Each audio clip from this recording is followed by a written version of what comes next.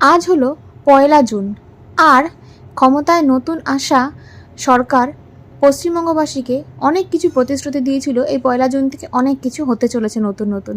তো তার মধ্যেই একটা প্রতিশ্রুতি ঠিকঠাক হয় কি না, মানে আদৌ সফল হয়েছে কি না, সেটাই আমরা দেখতে আজকে চড়ে পড়েছিলাম সরকারি বাসে। হ্যাঁ, তোমরা বুঝতেই পারছো, আমি, মামা আর সুমন উঠেছিলাম সরকারি বাসে।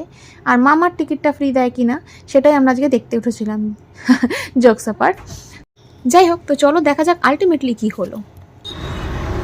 তো আজকে 1 জুন, আমরা সেই হিসাবে বাসে উঠে গেলে দেখলাম যে আদৌ ফ্রি হয় কিনা। হ্যাঁ, এই যে এটা দেখতেই পাচ্ছ, এটা হচ্ছে সুমনের টিকিট। এই যে 20 রুপিস, দাঁড়াও ঠিক করে দেবো। হ্যাঁ 20 রুপিস। এই যে সিএসটিসির বাস। আর এটা হচ্ছে আমার টিকিট, সিএসটিসির বাস 0। এই যেখানে লেখাই রয়েছে ফ্রি টিকিট ফর উইমেন। তো তোমরা এবার নিশ্চিন্তে বাসে ওঠো, পুরো টিকিট মেয়েদের জন্য কিন্তু আজকে থেকে ফ্রি হয়ে গেছে।